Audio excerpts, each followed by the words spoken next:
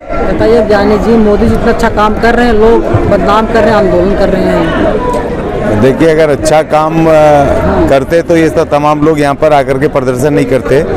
वो जो अभी मौजूदा हालात में जो इस तरह देश की और उनके नागरिकों की अर्थव्यवस्था जो खराब बिल्कुल दिन पे दिन गिर रही है, वो तमाम अर्थव्यवस्था गिरने से जो लोगों का रोजगार खत्म हो रहा है, महंगाई बढ़ रही है, तो उससे लोग त्रस्त हैं। और सबके देखिए, ये बार बार ये विविधताओं का देश है, इसमें बहुत सारे वर्ग हैं, बहुत सारी जातियाँ हैं, धर्म हैं, अलग अलग तरह के लोग हैं, क्षेत्र हैं, भाषाएं हैं, अलग अलग संस्कृति है, अलग अलग कल्चर है। आप कोई कानून बनाते हो ना, तो उस कानून में आपको ये ध्यान रखना है कि किसी उसमें जो फंडामेंटल राइट्स हैं भारत के संविधान में, वो अलग किसी भी वर्ग के वो आहत ना हो पाएँ, वो वर्गों के उनको क्लैश ना करें कोई भी कानून। अब ये क्या करते हैं, कानून बना देते हैं ऐसे कि जो कि बिना ये देखे रेफरेंडम कराए या उनके नेताओं से बात करे, ना सर्वदलीय जो दल हैं उनसे, राजनीतिक दल हैं उनसे ना बात करे।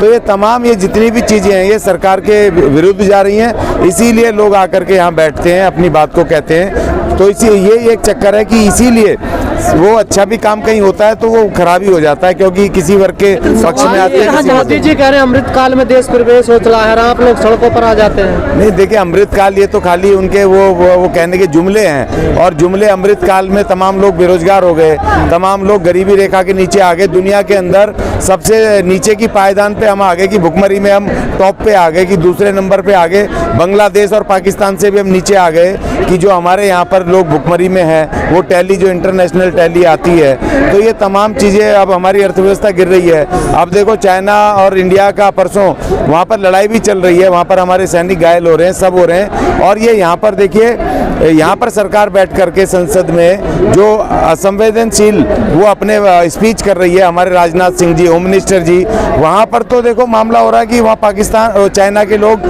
चाइना की फौज हमारी फौज से लड़ रही है, और होम मिनिस्टर जी कह रहे हैं कि उनको चाइना से पैसा मिला कांग्रेस को। वो 2006 और का डंका बज रहा है सर। हाँ, ये बज तो रहा है ना, ये लड़ाई चल रही है। देखो, विदेशों में बज रहा होगा, मैं बार बार कहता हूँ, ये जो कह रहे हैं जी हमारा विदेशों में डंका बज रहा है, और विकास कहाँ हो रहा है, अंतरिक्ष में हो रहा है। और बेचारा जो भूखा बेरोजगार आदमी है, वो अंतरिक्ष में देख रहा है कहाँ विकास हो रहा है, और आगे जाके गड्ढे में वो गिर जा रहा है, क्योंकि वो दिखाई नहीं दे रहा, बस हवाई विकास हो रहे हैं, और पूरी दुनिया में डंका बज रहा है। तो चाइना कैसे लड़ रहा है, चाइना की इतनी हिम्मत कैसे हो रही है, आके लड़ रहा है। अब ये बताएं ना, मोदी जी कैसे बज रहा है डंका? अगर बज रहा है तो वहाँ पर हमें बेनिफिट क्या हो रहा है, इस देश के नागरिकों को क्या फायदा हो रहा है? यहाँ के बहुत खिलाफ हैं।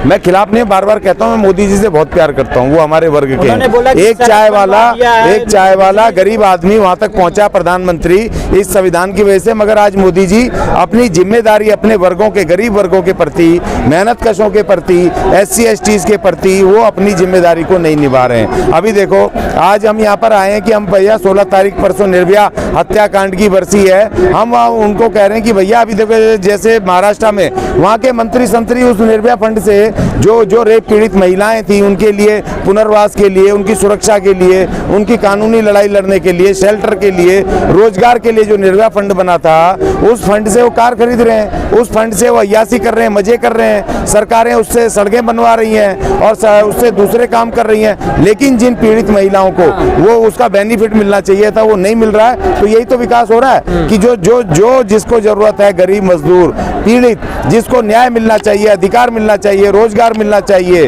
उसको ना मिल करके चंद लोग आनंद लूट रहे हैं और दुनिया के मालदार हो रहे हैं। तो हम उसका विरोध कर रहे हैं, हम नीतियों का विरोध कर रहे हैं, ना कि मोदी जी का। आप मोदी को बदनाम करके मायावती को प्रधानमंत्री बनाना चाहते हो? नहीं, वो तो मेरी डेमोक्रेटिक राइट है, मैं किसको बनाना चाहता हूँ, मैं बदनाम नहीं कर रहा हूँ। मैंने तो मोदी जी के बारे में एक बार भी नहीं कहा। मैं तो उनकी नीतियों का विरोध करता हूँ, जिस नीति से बहुमत लोग कमजोर हो रहे हैं, आर्थिक कमजोर। ये देखो ना आप, वो हिंदू राष्ट्र में ये हिंदूवादी सरकार है, और हिंदूवादी सरकार पिछले 8 साल में जनरल लोग ही कमजोर हो गए। इनको EWS का 10% रिजर्वेशन देना पड़ा उनको बनाने के लिए, कि अब इनकी नीतियां ऐसी हैं कि उनके अपने लोग भी कमजोर हो रहे हैं, वो अपर कास्ट भी कमजोर हो रहे हैं, 10% उनको रिजर्वेशन देना पड़ रहा है। तो वो अपनी नीति को मान रहे हैं ना, खराब हो रही है। अगर देखिए, हिंदू सुरक्षित होता या हिंदू ताकत में आता तो आर्थिक रूप से भी संपन्न होता ना, मजबूत होता ना। आ जाएगा तो राम राज आ जाएगा, राम राज में अभी कौन सा राष्ट्र है? अभी कौन सा राष्ट्र है? राष्ट्रपति को, प्रधानमंत्री कौन है इस देश का?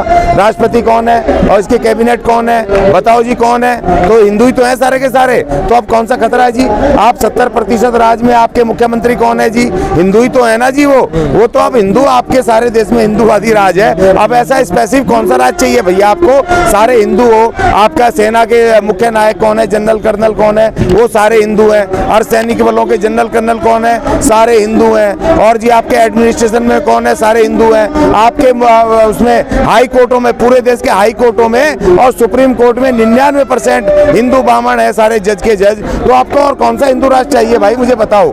और कौन सा स्पेशल चाहिए? खाली नाम बदलना ही तो रह गया। नाम बदलने से क्या फर्क पड़ने वाला है? आप हो, हिंदुओं को बचाओ ना भाई। हिंदुओं को दो ताकत, बांटो जमीनें गरीब हिंदुओं को, आप दो उनको रोजगार। कौन रोक रहा है आपको? अरे भैया अपने राष्ट्र में हिंदुओं को तो ताकत दे लो मेरे भाई। और इसमें एक और अनुसूचित जाति में एक वाल्मीकि जाति है जो कट्टर हिंदू है। वो बेचारे गटर में काम कर रहे हैं, उनको गटर से निकाल करके उनको जमीनें बांटो, उनको पक्की नौकरियां करो, उनको व्यापार खुलवाओ ना, करवाओ। हिंदुओं को ताकत दो। कौन रोक रहा है तुम्हें? किसी ने रोका क्या? हिंदुओं को तो मजबूत कर लो भाई। और आपने उनको कमजोर कर लिया। 10% आपको EWS का रिजर्वेशन देना पड़ रहा है। तो ये इनकी नीतियों का खामियाजा है। हम उनकी नीतियों का विरोध कर रहे हैं। हिंदू राष्ट्र तो आप बना चुके हो, अब से ज्यादा क्या चाहिए बताइए मुझे? आप AP सिंह को पढ़ लिए क्या? आपने कहा कि चाइना पर जो है, चाइना ने हमला किया, लेकिन एक भी सैनिक मारा नहीं गया। रूबी का लियाकत बोल रही है, लाला लाके दिखा दिए मोदी जी ने। नहीं, देखिए सवाल इस बात का है कि सैनिक मारे नहीं गए तो क्या मरवाना चाहती है रूबिया इलाका? वो जो है वो प्रेस वाले ऐसे स्टेटमेंट दे रहे हैं कि जैसे ये दो राष्ट्रों के अंदर ये युद्ध करवा देंगे पक्का। सरकार नहीं बोल रही है, सरकार फूक के कदम रख रही है, स्टेटमेंट दे रही है ये दो राष्ट्रों का युद्ध करवा देंगे। कल मैं उसको भी सुन रहा था आज तक पर, वो काला कोट वाला अपना वो सुधीर, वो भी कह रहा है, वो तो सांसदों पे ही, विपक्ष पे उंगली उठा रहा है कि विपक्ष क्यों सवाल उठा रही है। अरे भैया विपक्ष की जिम्मेदारी है सरकार से पूछना कि आखिर हुआ क्यों, ये सब हुआ क्यों। और दूसरी बात देखिए, मुझे दुख होता है कि ये तमाम जितने भी बीजेपी के नेता हैं और जितने ये प्रेस वाले हैं, ये उस समय जो नेहरू जी के समय जो लड़ाई हुई थी चाइना के साथ, वो जो हमारे बहादुर सिपाहियों ने जो उनकी कुर्बानियां दी थी, ये उनको उनके विरुद्ध बोलते हैं, उनका अपमान करते हैं। ये घोर अपमान है हमारे उसका ये बांटते हैं शासन में कि नेहरू के समय पर वो लड़े, हार हुई, डिफीट हुआ, इतना क्षेत्रफल वो ले लिया। उस समय हमारे पास संसाधन कहाँ थे? कितनी फौज थी? कितने हमारे पास आधुनिक हथियार थे? कितनी हमारे पास टेक्नोलॉजी आधुनिक थी? जब भी भिड़ गए, और हमें अप्रिशिएट करना चाहिए। उस समय नई आजादी मिली, पैसा नहीं था हमारे पास कोई भी ऐसे संसाधन हथियार नहीं थे। उसके बाद हमारी बहादुर वो फौज लड़ी वहां पर, भले ही वो उनको शिकस्त मिली, लेकिन अपनी कुर्बानियां दी और हम वहां पर लड़े और अपनी सीमाओं को सुरक्षित किया। हमने आहुतियां दी हैं। आप उन सैनिकों का अपमान करते हो। उसने 1962 की और उससे पहले की लड़ाई की बात करके, चाइना इंडिया वार करके, उस समय के प्रधानमंत्री या उनकी मैं दाद देता हूं कि कमजोर फौज होने के बावजूद भी, कमजोर आर्थिक व्यवस्था होने के बावजूद भी इतनी बड़ी महाशक्ति से चाइना से भिड़ गए। उस समय तो उनको तो अप्रिशिएट करना चाहिए। तुम अपमानित करते हो उनको, उस समय के हमारे फौजियों को, उस समय की व्यवस्था को। तो ये आज तो तुम्हारे पास सब कुछ है, अगर आज भी वो आकर के तुमसे नहीं डर रहे हैं तो तुम्हें सोचना चाहिए कि क्यों नहीं डर रहे हैं। आपकी कूटनीतिक जो राजनीतिक उसमें कहीं ना कहीं कमी है। डरते हैं सर, ऐसा नहीं डरते हैं तो बार बार क्यों आते हैं? वहाँ पर उन्होंने रोड बना ली, उन्होंने वहाँ पर वहाँ पर गांव बना दिए, वहाँ पर उन्होंने इंफ्रास्ट्रक्चर बना दिया, वहाँ पे अरुणाचल के लोगों के लिए उन्होंने फ्री हॉस्पिटल बना दिए, पता आपको, स्कूल बना दिए। विपक्ष अगर पूछ रहा है तो एक वो सुधीर चौधरी वो आज तक पे बैठ करके वो कह रहा है कि भाई क्यों पूछ रहे हैं, वो उनकी राष्ट्र भक्ति पर सवाल उठा रहा है। अब प्रेस वाले तय करेंगे क्या कि इसके देश के विपक्ष को क्या करना है? इस देश के विपक्ष को सरकार से कौन से सवाल पूछने हैं? ये सुधीर चौधरी तय करेगा या आज तक वाले तय करेंगे या रूबिया लियाकत तय करेगी? ये लोग तय करेंगे क्या? लियाकत को आपको पता है ना अवार्ड मिला है। हाँ तो मिला ना। देखिए इस देश, देखिए